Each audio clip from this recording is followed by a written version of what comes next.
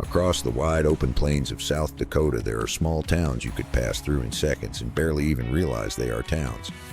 But strangely, places like these are where America can feel the most unbelievable. There's a town that became a national stop because of one store. Another has a palace made of corn. One is named Winter, even though everyday life there is fairly ordinary.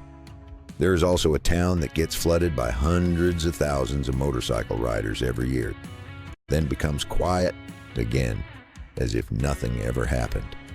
And the strangest part? Some of these towns feel trapped in time, as if they are still living in the Wild West while the modern world keeps moving fast. In the middle of South Dakota's wide-on farmland, there is a small city known for having one of the strangest buildings in America.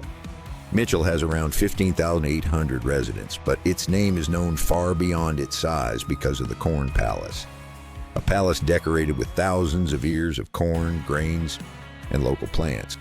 This unique tradition began in 1892 as a way to promote the fertility of the region's farmland.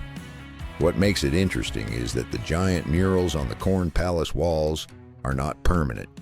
Every year the designs are replaced and rebuilt, using new harvest materials, making it one of the most unusual attractions in the United States. In a country filled with modern landmarks, Mitchell is famous for a palace made of corn. At first glance, Wall looks like an ordinary small town near Badlands National Park. With fewer than 700 residents, there is little to suggest that this town is one of the most famous stops on an American road trip. But Wall has a hard-to-believe uniqueness. Almost its entire identity was built by one store. That store is Wall Drug. In the 1930s, its owners began putting up simple billboards offering free ice water to travelers. That strategy grew into a national phenomenon. What started as a small pharmacy has now become a giant tourist complex filled with restaurants, souvenir shops, dinosaur statues, and all kinds of unusual attractions. Hidden in the Black Hills, Deadwood may look like an ordinary cowboy-style tourist town. But this town was born from the chaos of the 1876 gold rush and quickly became one of the wildest towns in the American West. Miners, gamblers, outlaws, and fortune seekers all came here. Deadwood is famous as the place where Wild Bill Hickok, a legendary gunslinger, was killed after being shot from behind while playing poker. The cards he was holding at the time, a pair of aces and eights, later became known as the Dead Man's Hand and became part of American legend. What makes the town even stranger is how alive its past still feels. Historic streets, Wild West-era buildings, staged shootouts, and ghost stories make Deadwood feel like a town trapped in the 19th century.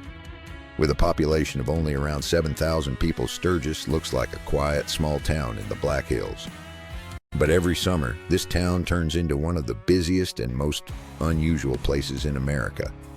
The reason is the Sturgis Motorcycle Rally, a motorcycle festival that has been held since 1938. During the event, hundreds of thousands of riders from across America and other countries come to Sturgis. Streets that are usually quiet suddenly fill with roaring engines, motorcycle parades, concerts, and events that seem to run almost nonstop. The number of visitors can even be dozens of times larger than the town's own population. At the southern edge of the Black Hills, Hot Springs is a small town with a kind of strangeness that is hard to match. As its name suggests, the town grew because of natural hot springs that have attracted visitors for more than a century. But what makes Hot Springs truly unique is not its warm water, but what was found beneath the ground. In 1974, during a construction project, workers accidentally discovered dozens of prehistoric mammoth fossils buried at the site. That discovery later became the Mammoth Site, one of the largest and most important mammoth fossil sites in the world. To this day, more than 60 mammoths have been found there, along with various other Ice Age animals. In the northwestern corner of South Dakota, near the North Dakota border, there is Lemmon, a small town known for one of the most unusual attractions in the United States.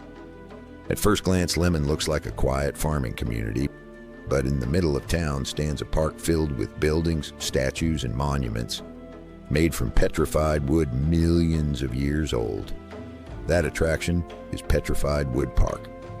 Built in the 1930s, the park features various structures made entirely or almost entirely from pieces of wood that turned into stone through geological processes over millions of years.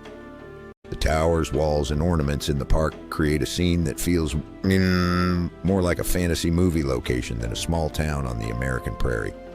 In the northwestern corner of South Dakota, Belle Fourche has a claim that sounds pretty unusual for a small town. It is known as the Geographic Center of the United States. Although the actual point is several kilometers outside town, Belle Fourche has long embraced the nickname Center of the Nation and even has a special monument to celebrate it.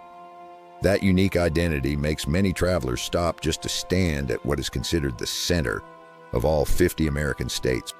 But Belle Fourche's history is just as interesting. In the late 19th century, the town grew into one of the largest livestock shipping centers in the world, with millions of cattle passing through the area every year.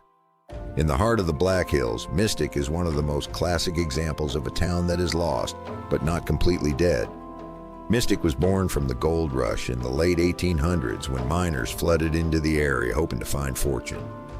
But like many other mining towns, once the gold began to run out, life in Mystic slowly faded.